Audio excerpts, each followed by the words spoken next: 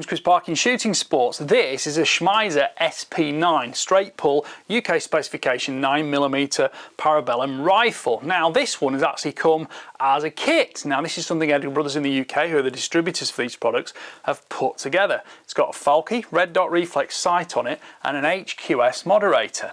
Now this has got the 12.5-inch barrel, which is about 320mm, and you can have it in a 14.5-inch barrel as well. But it makes, as you can see, a very, very compact, fun to shoot rifle. So let's have a little look at the features of it.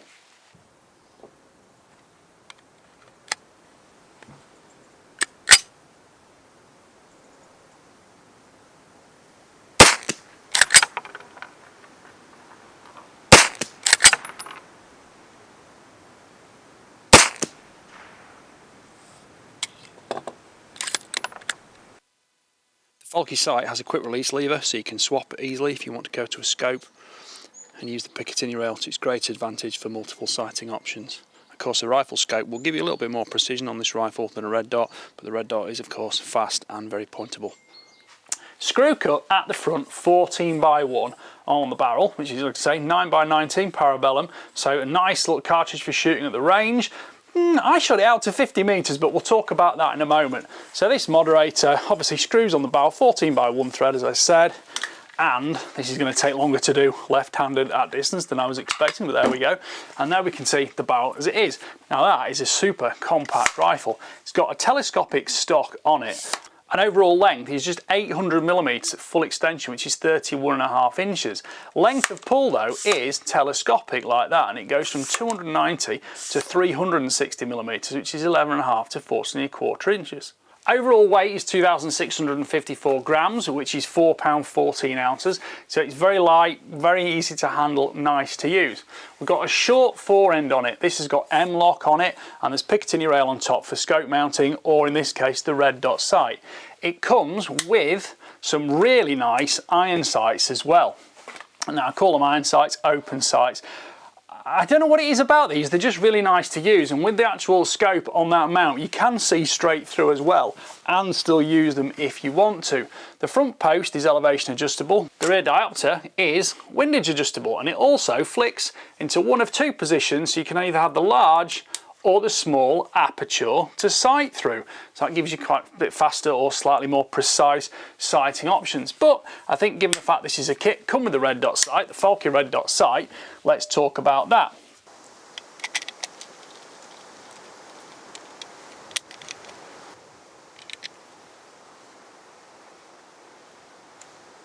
So the Falke sight has got 80 minutes of angle, windage and elevation adjustment. You just take the little caps off there, and these have got half MOA click value on them. So click, click, click, click, click, click, and you're zeroed just like any regular scope. The red dot within is 2 minutes of angle, and it gives you a nice crisp red dot because it's got 6 daylight and 5 nighttime settings for intensity, which of course span into NV as well if that's what you're going to be using, which is probably less likely. It's most likely daylight, and I liked it on daylight setting about number 4 in September shooting sort of weather. Now it takes a regular CR2032 battery under the cap here, and that is rated at, get ready for this, 200,000 hours at level 3 intensity, which is quite staggering. So basically, if you forget to turn it off, I really wouldn't worry about it, because the chances are you're going to be using it on 3 or 4 or something like that anyway. So keep a spare battery in your range bag, you're never going to worry about it. But I have to say, it does give a nice crisp dot to sight through, and it's got a lovely open aperture to it, so you can see through it really easily with a 15-metre field of view at 100 metres.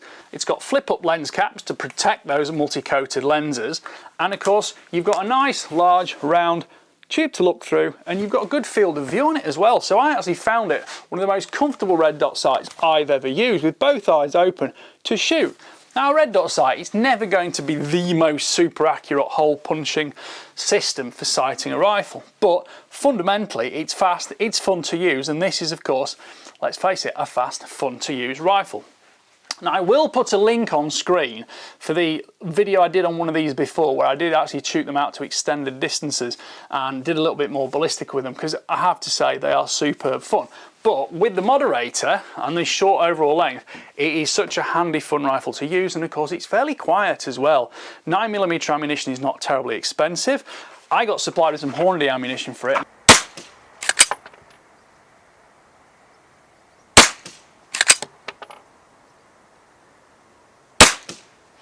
So, controls on it, let's have a little look at those. You've got familiar AR-15 layout, buffer tube extension, 90-degree centre for safety catch here. That is for fire, that is for safe. Bolt handle's on the right side, so let's just take the magazine out for the second. Magazine release is, as usual, fingertip there.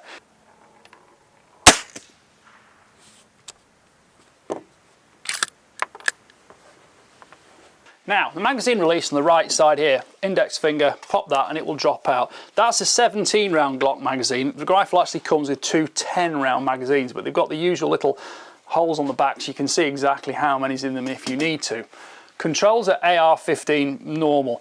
Safety catch is basically down for fire, up for safe. So down fail, they'll give you access to trigger. And the trigger's a two-stage unit, breaks at 1800 grams, which is about 4 pounds or 64 ounces.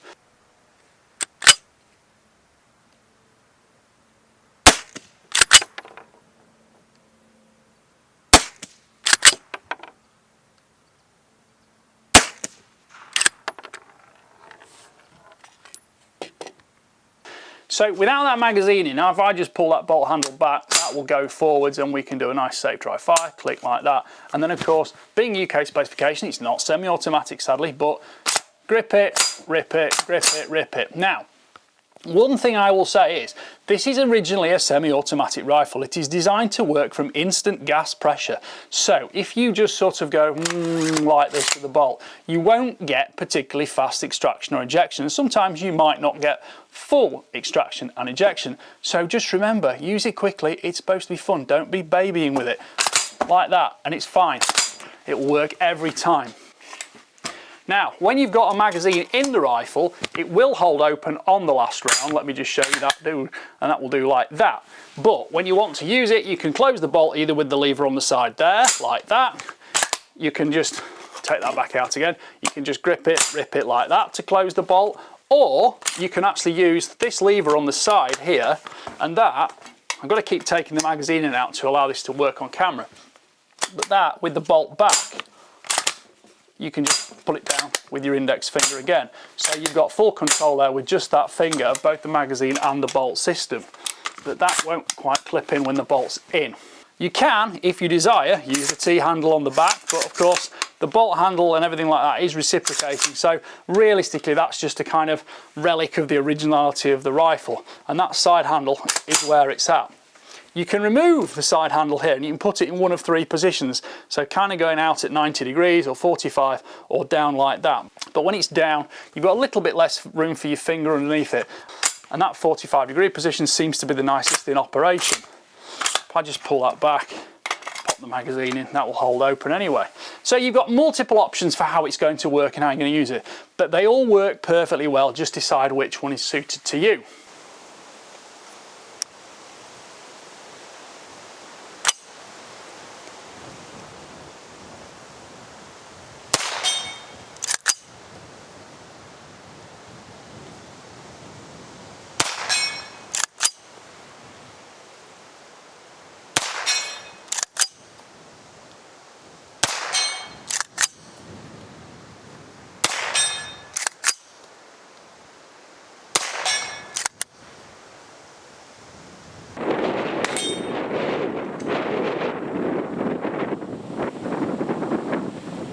Don't forget to check the description for links to other information and details, including pricing and availability. Overall price of this rifle package is £2,400. That's with two 10-round magazines. The ammunition cost for the Hornady 147 grain XTP is £1,249 per 1,000. Of course, looking at this back end, you've got the big lever here, collapsible buttstock, familiar AR-15 buffer tube. Yes, it's got a bit of what they call battle rattle on it because they're not the most solid things in the world, but they're light, they're functional, it grips well in your shoulder. And of course, that length of pull means the rifle doesn't feel too small and baby. And originally, these were designed to be used in battle conditions. You might have heavy webbing, harnesses, things like that. You might have needed to drop that shorter purely because you had so much bulk on your shoulder. But for us civilian shooters, you know, just extend it out, and it is a really comfortable rifle to shoot. You get good head position, and your head is vertical with your eyes level. You don't have to roll too much over it. So that buttstock cheek piece there on the actual back end is a nice position for your head to be in. Controls have evolved through military use, and of course they are super ambidextrous, totally smooth in use and very effective. So if I just want to take that magazine, I can also use that button on the left hand there if I want to pop that out. But I think most people will just get used to the fact the rifle can be controlled with one hand, and you can just use the other hand to drop the magazine out. Next one goes in, drop the magazine out, next one goes in. You might have those in a speed draw harness or something on your webbing, and those are particularly good for fast fire competition use.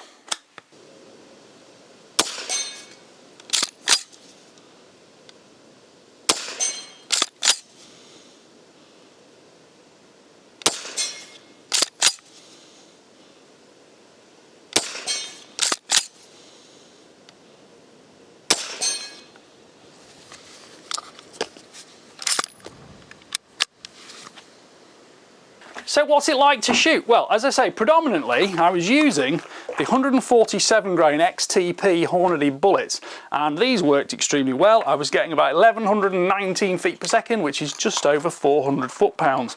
It's not the kind of thing you're going to use for any hunting environment, and it's perhaps the XTPs maybe a little bit too Gucci for just punching holes in paper, but it certainly provides you with nice brass for your second time.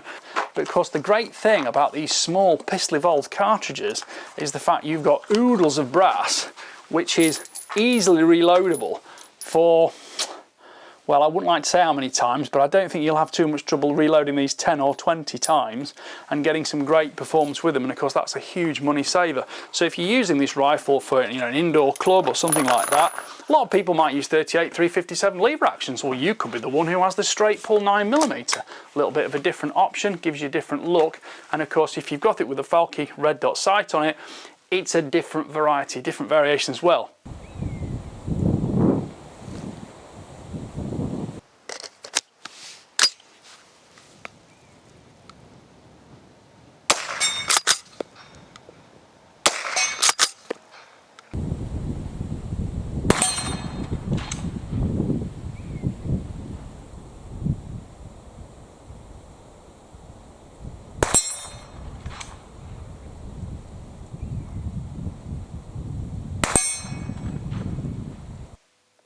On the full review I'll put on screen of the previous time I had this rifle, I had the longer barrel, and I put a telescopic sight on it so I could get a little bit more aiming precision. That's the aiming precision of the sight, not the rifle itself, which I find it very easy to handle, very pointable.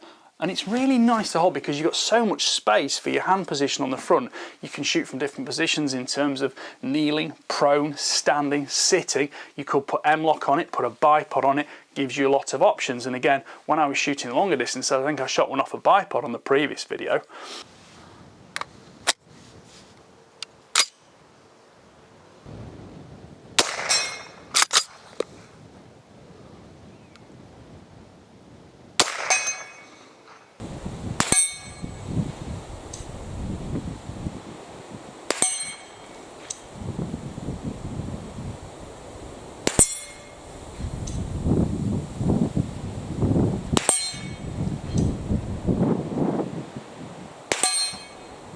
The traditional fold-up sights are, as I say, some of the nicest I've used, and I have to say there is a great joy in shooting those and the pleasure of it. A lot of the time, people who've done a lot of shooting, and I would possibly be egotistical enough to say that I have done a lot of shooting, you can get a little bit bored of just shooting a regular bolt action rifle with a rifle scope. It's kind of a bit just point and shoot. So unless you're going out to distance and you've got the wind to take into account, just plonking bullets through paper at, you know, 50 meters or 100 meters or 200 meters does become a bit mundane. When you're doing it with a red dot sight at 50 or even 25 yards or meters standing up, it's so much more of a fun challenge again because it's not easy.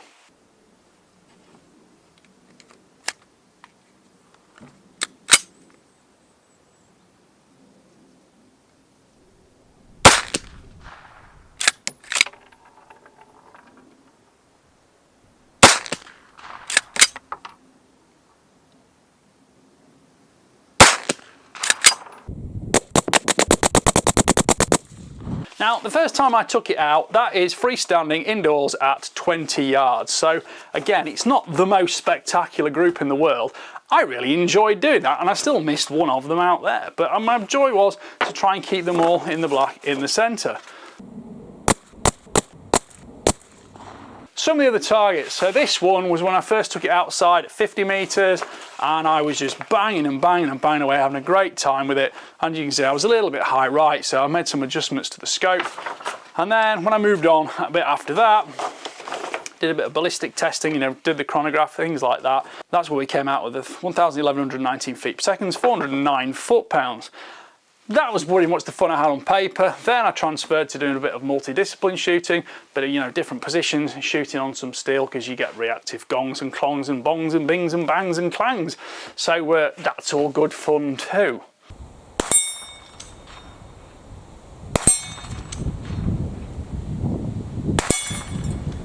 Let's have a little look at the moderator, because these HQS moderators are very nice. It's 310 to 2 gram overall weight. It's 191 millimeters long, 40 millimeters diameter, and it's got the 14x1 thread on it.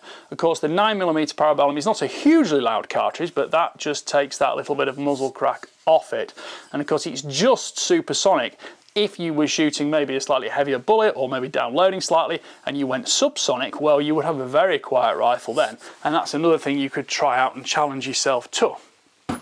Right, well, I hope you've enjoyed that review of this rifle, because this is the second time I've had one. I've shot them on multiple occasions. They are one of the most enjoyable rifles to shoot, I think there is. If you are shooting civilian service rifle and you want a Schmeisser in the 223, that's a bit of a different category. Again, it's a great fun challenge, and it showcases the rifle off extremely well. This is a very well made rifle. It's all aluminium. You know, you can pop it open in exactly the same way as any other AR-15. Just drop the magazine out, pop the pins out there, that will rotate open, and you can access the hammer, the trigger, everything like that to clean it inside.